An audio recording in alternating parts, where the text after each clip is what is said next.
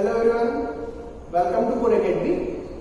आज के इस वीडियो लेक्चर में हम अपना प्रीवियस टॉपिक डिस्कस करेंगे, that is Raoult law for two miscible liquids. ठीक है, तो हमने प्रीवियस क्लास में क्या क्या पढ़ लिया था कि जब दो डिफरेंट लिक्विड को आपस में डिसॉल्व करके वेपर प्रेशर बनाया जाता है तो वो वेपर प्रेशर सॉल्यूशन का वेपर प्रेशर कहलाता है। मींस यहां पर दो लिक्विड आपस में डिसॉल्व है, लिक्विड ए और लिक्विड बी, तो इस सॉल्यूशन का वेपर प्रेशर कहलाएगा total vapour pressure of solution, जिसे हमने पीटी सॉल्यूशन से डिनोट किया।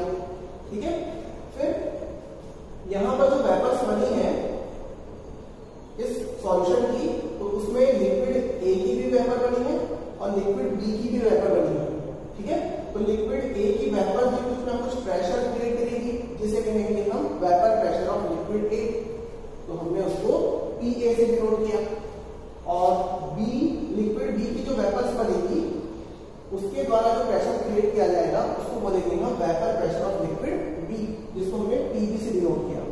ठीक है, फिर हमने राउल्फ लॉ को डिस्कस किया था कि दो मिसिबल लिक्विड के सॉल्यूशन के रिस्पेक्ट में जो वेपर्स बनती है उन वेपर्स में इंडिविजुअल वेपर का वेपर प्रेशर किसके बराबर होता है, उसके प्योर वेपर प्रेशर और उसके मोल फ्रैक्शन के मल्टीप्लिकेशन के।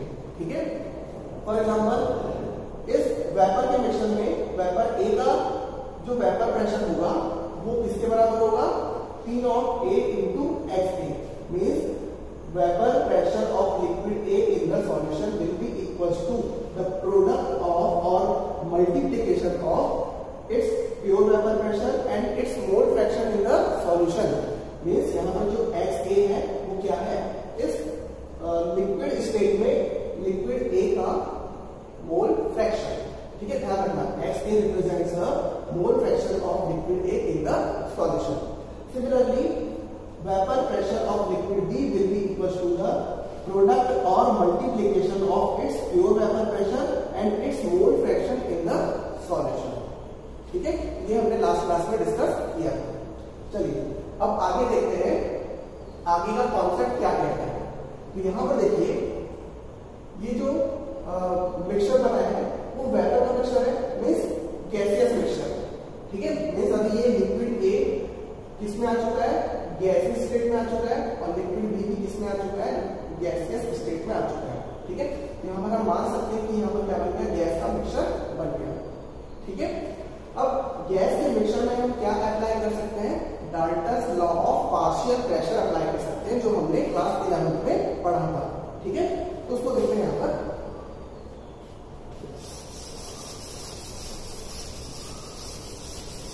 मीन्स हम अब क्या पढ़ने वाले हैं या फिर किस चीज का कैलकुलेशन करने वाले हैं, हम कैलकुलेशन करने वाले हैं मोल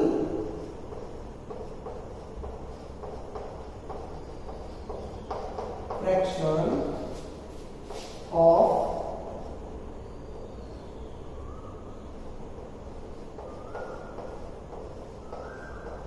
vapours of liquid A and B।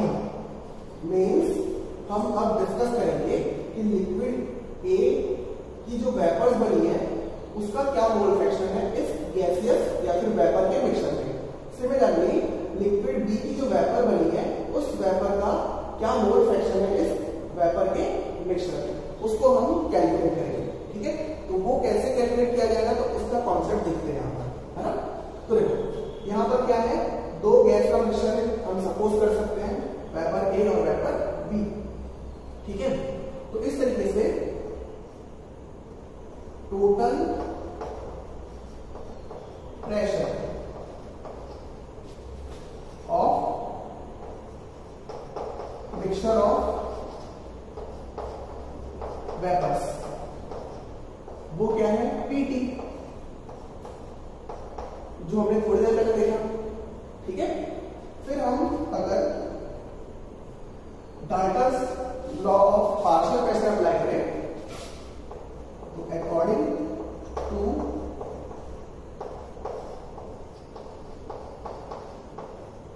Dalton's law of partial pressure. तो partial pressure of vapour A will be equals to mole fraction of vapor A into total pressure। तो ये हमने क्लास 11 में समझ रखा है, ठीक है। फिर similarly partial pressure of vapour B will be equals to mole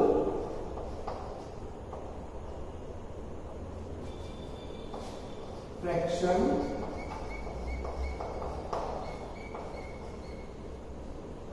of vapor B into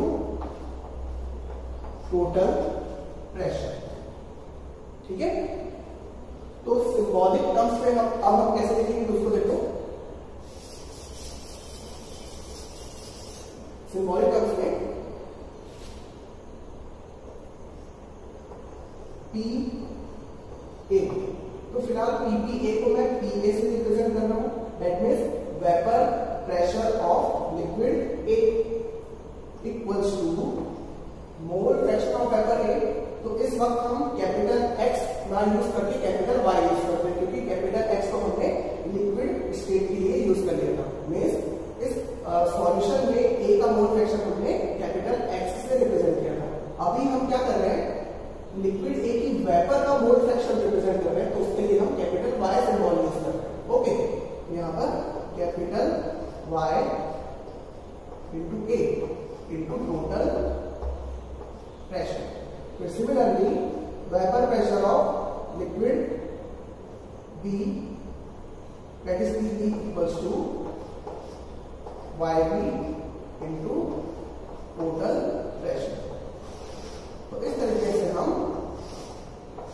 vapour phase में या फिर वेपर स्टेट में लिक्विड ए की वेपर का मोल फ्रैक्शन और लिक्विड बी की वेपर का मोल फ्रैक्शन आसानी से कैलकुलेट कर सकते हैं। और यहाँ पर पी ए क्या है, तो पी ए लिक्विड ए का वेपर प्रेशर और पी बी क्या है, लिक्विड बी का वेपर प्रेशर, इसमें सॉल्यूशन है, ठीक है। चलिए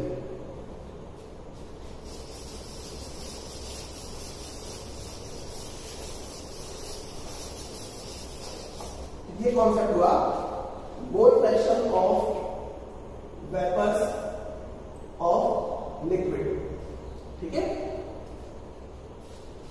अब देखिए हमने लास्ट क्लास पे टोटल प्रेशर की इक्वेशन बनाई थी, वो क्या थी, PT solution equals to P naught A into X A plus P naught B into X B. Okay,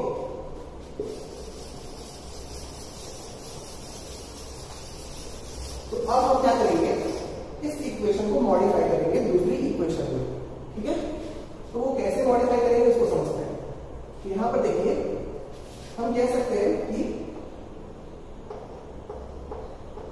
x A plus X B will be equal to 1। Means यहाँ पर दो ही liquid है, लिक्विड ए और liquid B, तो उन दोनों के mole fraction का सम किसके इक्वल होगा, 1 के इक्वल होगा। ओके, फिर हम लिख सकते हैं, मीन्स हम क्या कर रहे हैं, इस इक्वेशन को किसी एक पर्टिकुलर लिक्विड के मोल फ्रैक्शन के टर्म्स में कन्वर्ट कर रहे हैं, तो या तो बी के टर्म्स में या फिर ए के टर्म्स में। तो हम क्या करते हैं, बी के टर्म्स, बी के मोल फ्रैक्शन के टर्म्स में इक्वेशन को मॉडिफाई करेंगे। तो उसके लिए हमें X A equals to 1 minus X B लेना होगा, ठीक है। तो हम क्या करेंगे, एक्स ए की जगह 1 माइनस एक्स बी पुट करेंगे, ठीक। तो PT solution equals to P naught A into 1 minus X B plus P naught B into X B. Okay, फिर जब ब्रैकेट ओपन करेंगे तो फाइनली हमारे पास P naught A minus P naught A X B plus P naught B X B. फिर rearrange करने पर P naught A plus, अब हम एक्स बी को कॉमन निकाल देंगे, एक्स बी, फिर P naught B minus P naught ए। ये इक्वेशन हमारे सामने आई, पीटी सॉल्यूशन।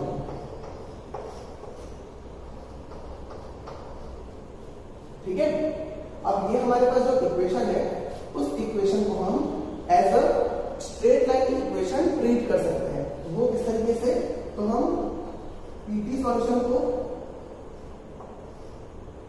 y एक्सिस में रिप्रेजेंट करेंगे, पी नॉट ए उस स्ट्रेट लाइन का इंटरसेप्ट कहलाएगा, फिर प्लस और एक्स बी हमारे लिए वेरिएबल होगा, हम वैरी कर सकते हैं एक्स बी को, तो ये स्मॉल एक्स, और ये P naught B minus P naught A क्या होगा, slope of the equation, that is M.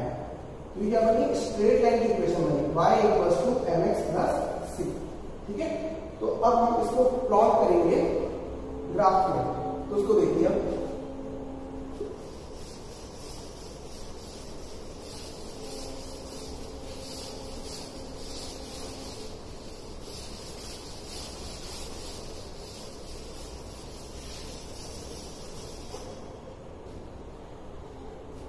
तो अब हम बना रहे हैं ग्राफ,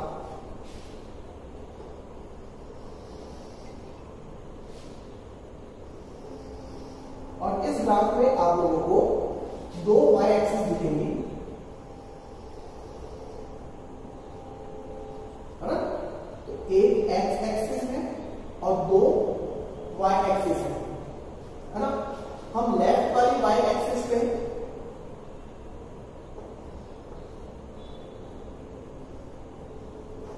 वेपर प्रेशर मेंशन करेंगे, मींस इन दोनों y एक्सिस में वेपर प्रेशर मेंशन होगा। ठीक है, और लेफ्ट वाले को हम a के रिस्पेक्ट में मान लेते हैं, a का वेपर प्रेशर क्या होगा, तो हम सपोज करते हैं कि a का कुछ ना कुछ वेपर प्रेशर है, ये इनिशियल लेवल है ना, 0 लेवल, तो a का कुछ ना कुछ वेपर प्रेशर होगा जिसकी वैल्यू यहां पर आ रही है, ये है पी नॉट ए, मीन्स प्योर स्टेट में लिक्विड ए का वेपर प्रेशर।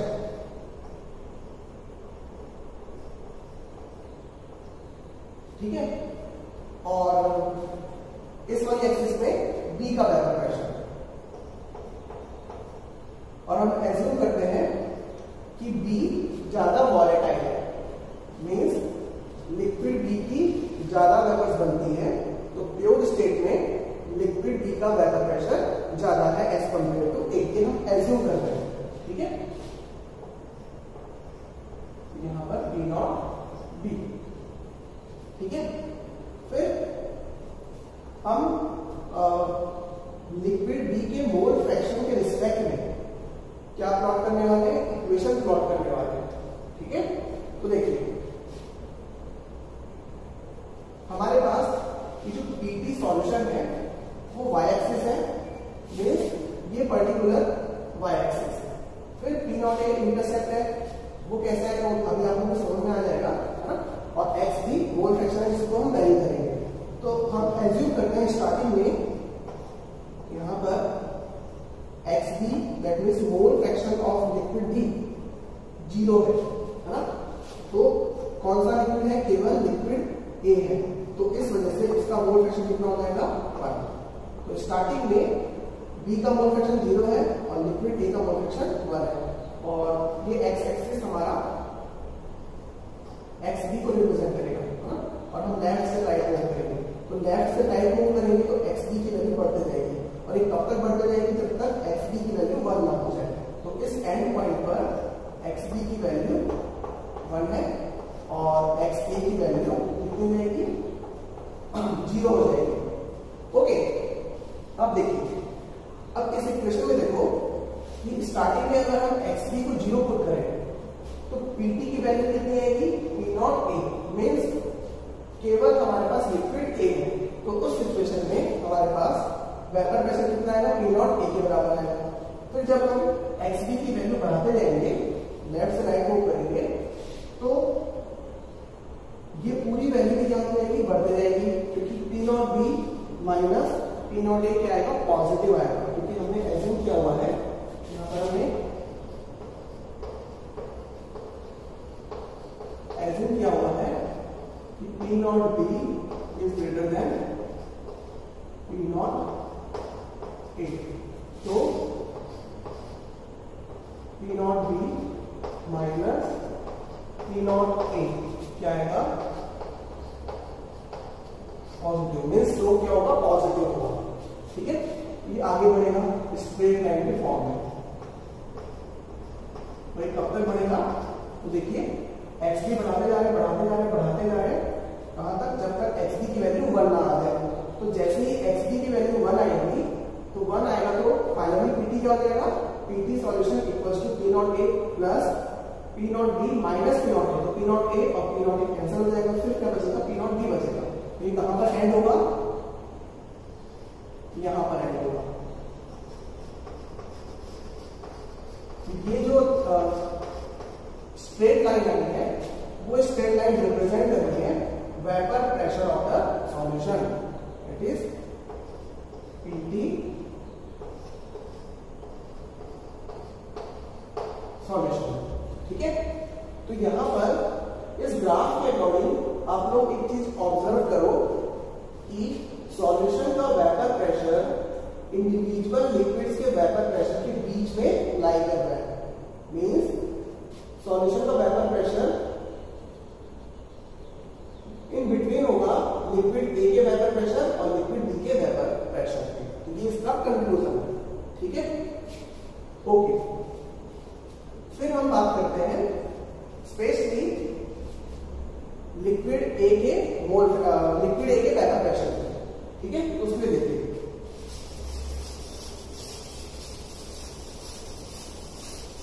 मतलब हम यहीं पर इसी ग्राफ में लिक्विड ए का वेपर प्रेशर भी रिप्रेजेंट करेंगे। तो फॉर लिक्विड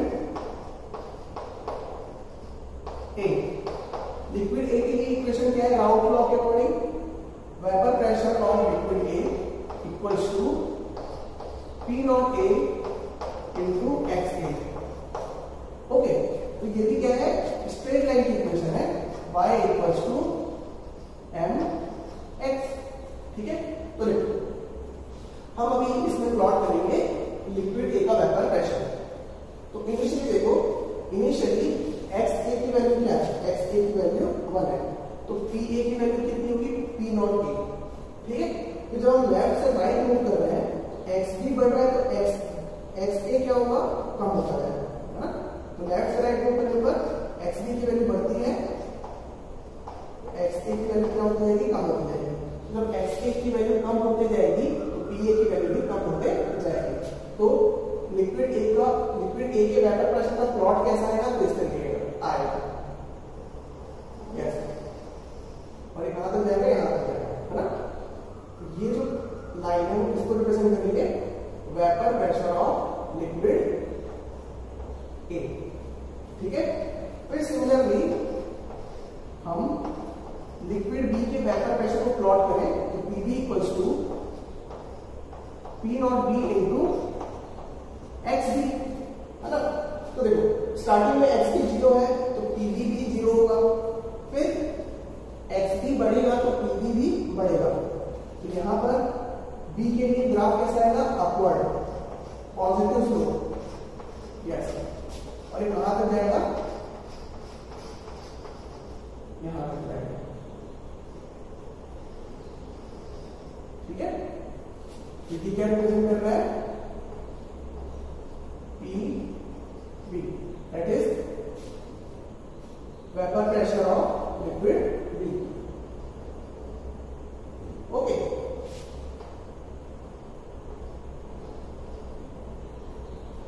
चलिए, तो ये हमने ग्राफ प्लॉट किया vapour pressure of liquid A का, vapour pressure of liquid B का और vapour pressure of the solution का।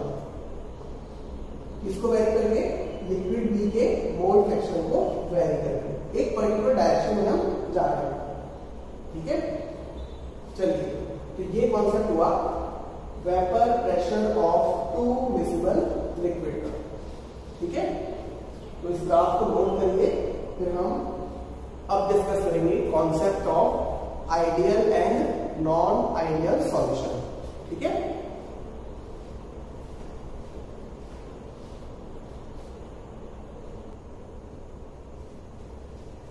ओके, अब डिस्कस करते हैं कॉन्सेप्ट ऑफ आइडियल सॉल्यूशंस। ठीक है, तो यहां पर देखिए टर्म है आइडियल। आइडियल मीन्स आदर्श, आदर्श मीन्स जो सारे रूल्स को फॉलो करता हो। ठीक है, तो आप लोगों ने क्लास 11 में गैसियस स्टेट वाले चैप्टर में आइडियल गैस वाला कॉन्सेप्ट भी पढ़ा था। ठीक है, तो जिस तरीके से आइडियल गैस का कॉन्सेप्ट होता है उसी तरीके से आइडियल सॉल्यूशन का भी कॉन्सेप्ट होता है। ओके, तो आप लोगों ने क्लास 11 में आइडियल गैस के बारे में क्या पढ़ा था कि ऐसी गैस जो कि सारे लॉस और रूल्स को 100% फॉलो करे, उन्हें क्या कहते हैं, हम आइडियल गैस कहते हैं। ठीक है, सिमिलरली हमारे जो सॉल्यूशंस हैं वो सॉल्यूशंस भी जब उस पर्टिकुलर सॉल्यूशन के लिए बने हुए law, that is Raoult law, को 100% फॉलो करें तो उन्हें क्या कहेंगे, हम आइडियल सॉल्यूशंस कहेंगे। Means those solutions which completely follows Raoult's law in the entire range of concentration are known as ideal solutions। ठीक है, अब रूल को फॉलो करना बोलने का मतलब कि रूल्स के अकॉर्डिंग या फिर लॉ के अकॉर्डिंग जो फॉर्मूलेज बने हैं उन फॉर्मूले को 100% फॉलो करनी चाहिए। ठीक है, जैसे हम मान लें कि हमारे पास कोई लिक्विड है ना, और उस लिक्विड का प्योर फॉर्म में वेपर प्रेशर आया लेट्स सपोज 100 है ना, इसकी प्योर फॉर्म में वेपर प्रेशर की वैल्यू कितनी है, 100 है। ठीक है, फिर हम क्या कर रहे हैं, लिक्विड में सॉल्यूट डिसॉल्व कर देंगे तो क्या बन जाएगा, सॉल्यूशन बन जाएगा। तो उस पर्टिकुलर सॉल्यूशन के रिस्पेक्ट में जो वेपर प्रेशर आएगा उसको हम कैलकुलेट करते हैं by using formula, that is P not into x, that is mole fraction of liquid solvent into pure vapour pressure, है ना। अब मोल फ्रैक्शन की वैल्यू भी हमें पता है, क्यों, क्योंकि हमें पता है कि हमने कितना लिक्विड लिया है और कितना सॉल्यूट लिया है। तो इस तरीके से हम सॉल्यूट के मोल्स और सॉल्वेंट के मोल्स से सॉल्वेंट का मोल फ्रैक्शन आसानी से कैलकुलेट कर सकते हैं। और पी नॉट ए की वैल्यू, पी नॉट की वैल्यू हमें पता ही है, इट इज 100। तो दोनों को मल्टीप्लाई करने पर एक वैल्यू आएगी। लेट्स सपोज मोल फ्रैक्शन की वैल्यू है 0.2, ओके, और पी नॉट की वैल्यू कितनी थी, 100। तो 100 इंटू 0.2 कितना हो जाएगा, 20। ठीक है, तो इसका मतलब वेपर प्रेशर कितना आना चाहिए, 20 आना चाहिए। ठीक है, फिर हमने क्या किया, उसको किसी प्रेशर मेजरिंग इंस्ट्रूमेंट से मेजर किया, लेकिन उस इंस्ट्रूमेंट से जिसमें कोई एरर नहीं है उससे वैल्यू कुछ डिफरेंट आई, मीन्स या तो 20 से ज्यादा आई या फिर 20 से कम आई। इसका मतलब वो जो सॉल्यूशन है उस सॉल्यूशन ने राउल्ट लॉ को फॉलो नहीं किया, तो वो सॉल्यूशन क्या कहलाएगा, उस वक्त नॉन आइडियल सॉल्यूशन कहलाएगा। और अगर प्रेशर मेजरिंग डिवाइस से जो वैल्यू हमने मेजर की वो एग्जैक्टली 20 के इक्वल आई, तो उस सिचुएशन में वो सॉल्यूशन कहलाएगा आइडियल सॉल्यूशन। तो ये मीनिंग होता है आइडियल सॉल्यूशन का या फिर आइडियल बिहेवियर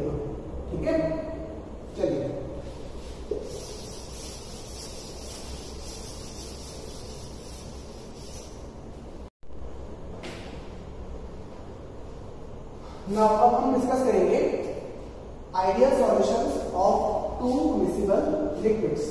मींस जब दो डिफरेंट लिक्विड को आपस में मिक्स किया जाए तो उस मिक्सिंग से जो सॉल्यूशन बनेगा वो सॉल्यूशन कब आइडियल कहलाएगा और उनकी प्रॉपर्टीज क्या क्या होंगी, तो उस चीज को अब डिस्कस करेंगे। ठीक है, तो यहाँ पे हमने क्या लिया है, दो अलग अलग लिक्विड लिया है, लिक्विड ए और लिक्विड बी। फिर लिक्विड ए का कुछ ना कुछ प्योर स्टेट में वेपर प्रेशर होगा जिसको हम पी नॉट ए से डिनोट करते ही आ रहे हैं, है ना। फिर वैसे ही लिक्विड बी है, उसकी प्योर स्टेट में vapour pressure P naught B से डिनोट किया हुआ है। ठीक है, फिर हमने लिक्विड ए को लिक्विड बी के साथ आपस में मिक्स किया और मिक्स करके क्या बनाया, सॉल्यूशन बनाया। ठीक है, अभी जो सॉल्यूशन बना ये सॉल्यूशन आइडियल सॉल्यूशन कब कहलाएगा और उस आइडियल सॉल्यूशन की प्रॉपर्टीज क्या क्या होंगी उसको डिस्कस करेंगे, है ना, कि कौन सी कंडीशंस में सॉल्यूशन आइडियल होता है और उसकी क्या क्या प्रॉपर्टीज होती है। ठीक है, तो देखिए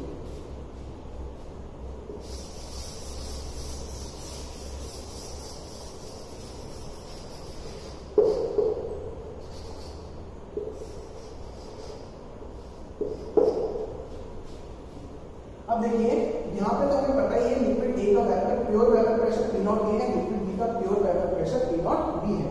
फिर इन दोनों को जब आपस में मिक्स कर देंगे, है ना, लिक्विड ए और लिक्विड बी को जब आपस में मिक्स कर देंगे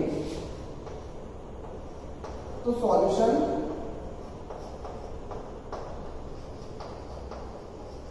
आइडियल कब कहलाता है, तो जब वो राउल्ट लॉ को कंप्लीटली फॉलो करेगा। मींस पीटी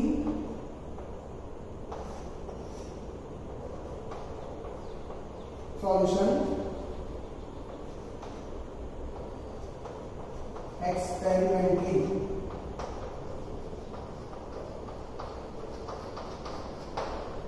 ठीक है, या फिर ऑब्जर्व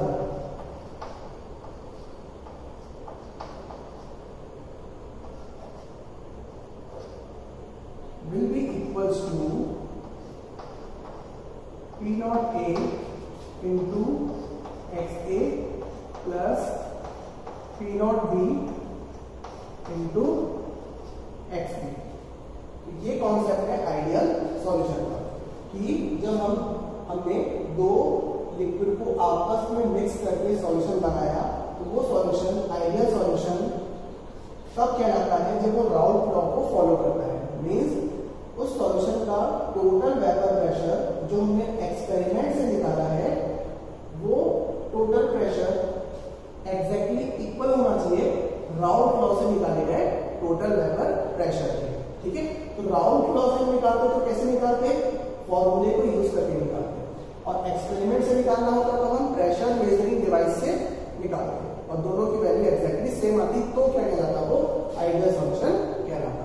ठीक है, फिर साथ ही साथ यहां पर P A experimentally means A का वेपर प्रेशर एग्जैक्टली इक्वल होना चाहिए P naught A into X A और P B experimentally equals to P naught B into X A. ठीक है, तो ये हो गए कुछ न्यूमेरिकल डाटास और experimental values based concept of ideal solution. ठीक है, चलिए अब देखेंगे हम कि ये जो भी कॉन्सेप्ट है मींस राउल्ट लॉ को आइडियल सॉल्यूशन 100% फॉलो कर रहा है तो उसकी क्या क्या प्रॉपर्टीज होती है या फिर कौन सी कंडीशंस होगी जिसकी वजह से ये राउल्ट लॉ फॉलो हो रहा होगा, उसको डिस्कस करेंगे अपन, है ना।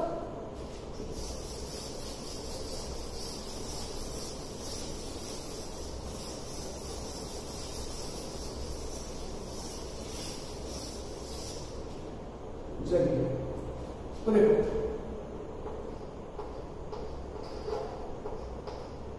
for a solution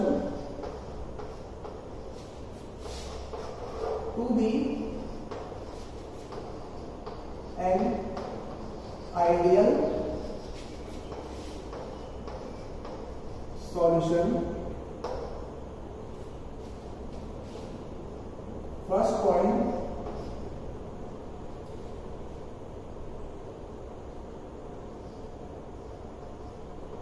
A B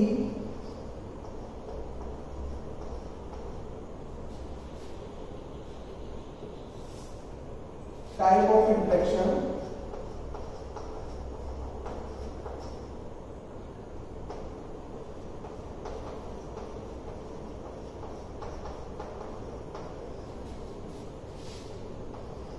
should be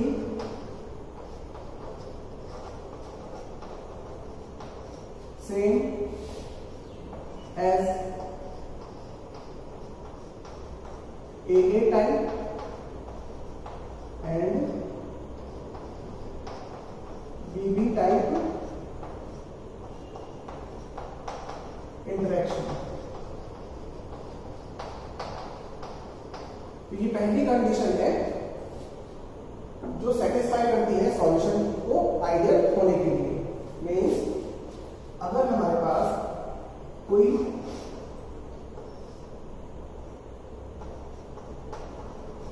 liquid A है तो लिक्विड ए में लिक्विड ए के ही पार्टिकल्स होंगे, सारे पार्टिकल्स ए टाइप के पार्टिकल्स होंगे और उन ए टाइप के पार्टिकल्स के बीच में कुछ ना कुछ फोर्स ऑफ अट्रैक्शन लग रहा होगा। ठीक है, जैसे कि वाटर है तो वाटर में वाटर के particles that is H2O particles होते हैं और H2O के बीच में कुछ ना कुछ फोर्स ऑफ अट्रैक्शन लगता है। ठीक है, तो पार्टिकल्स के बीच में लगने वाला फोर्स ऑफ अट्रैक्शन हमारे लिए क्या है? इंटरेक्शन है। ठीक है, तो लिक्विड ए में ए और ए के पार्टिकल्स आपस में अट्रैक्टेड होंगे, ये कहलाएगा ए टाइप ऑफ अट्रैक्शन। ठीक है,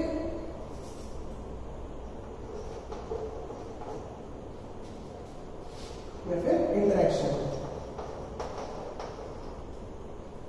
सिमिलरली लिक्विड बी है, लिक्विड बी में बी के पार्टिकल के बीच में लग रहा होगा इंटरेक्शन, जिसे कहेंगे हम बीबी टाइप ऑफ इंटरेक्शन। ठीक है, फिर जब दोनों को आपस में मिक्स कर दिया तो जो सॉल्यूशन बना ए और बी का, तो उसमें क्या होगा? ए के पार्टिकल्स बी को अट्रैक्ट करेंगे और बी के पार्टिकल्स ए को अट्रैक्ट करेंगे। मींस ए के पार्टिकल्स बी के साथ जाएंगे और बी के पार्टिकल्स ए के साथ जाएंगे, तभी तो क्या बनेगा? सॉल्यूशन बनेगा। ठीक है, तो यहां पर नया टाइप का इंटरेक्शन आएगा that is A B type of interaction. ठीक है, तो यही कॉन्सेप्ट हमने यहां अप्लाई किया है कि दो लिक्विड को आपस में मिक्स करने पर जो नया इंटरेक्शन बनता है उस इंटरेक्शन का टाइप जो है सेम होना चाहिए जो कि लिक्विड ए और लिक्विड बी में प्रेजेंट हो। मींस इन पार्टिकल्स के बीच में force of attraction, in particles के बीच में फोर्स ऑफ अट्रैक्शन और इन पार्टिकल्स के बीच में फोर्स ऑफ अट्रैक्शन क्या होना चाहिए? सेम होना चाहिए, तब जाके 100% सॉल्यूशन क्या बनेगा? आइडियल बनेगा। तो ये है पहली कंडीशन। ठीक है, फिर अब हम अगली कंडीशंस को डिस्कस करेंगे, उसके पहले आप इसको नोट कर लो। ठीक है,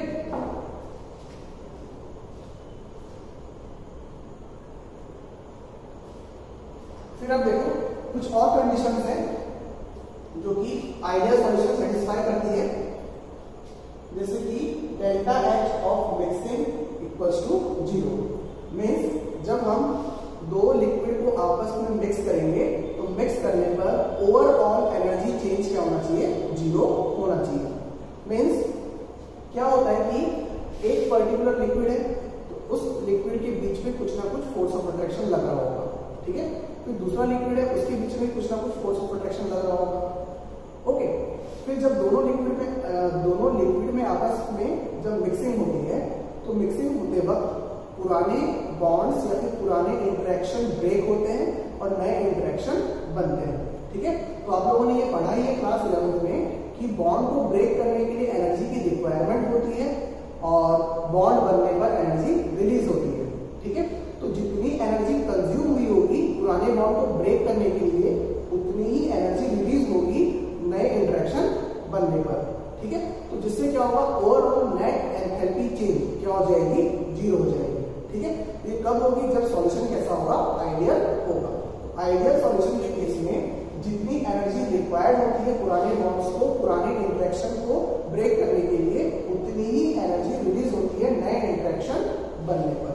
इस वजह से एंथैल्पी चेंज क्या हो जाती है? 0 हो जाती है। So we can conclude that enthalpy change of mixing of ideal solution is 0। ठीक है। फिर अगला है delta V of mixing should be equal to 0। अब इसका क्या मीनिंग है उसको समझते हैं। तो देखो, मान लो हमारे पास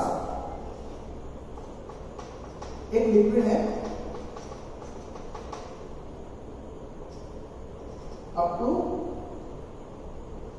4 ml, ठीक है। फिर दूसरा लिक्विड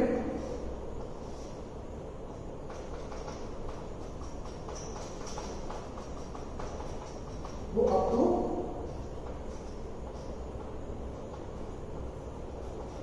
5 ml, ठीक है। फिर जब इन दोनों को आपस में डिसॉल्व कर दें, तो डिसॉल्व करने पर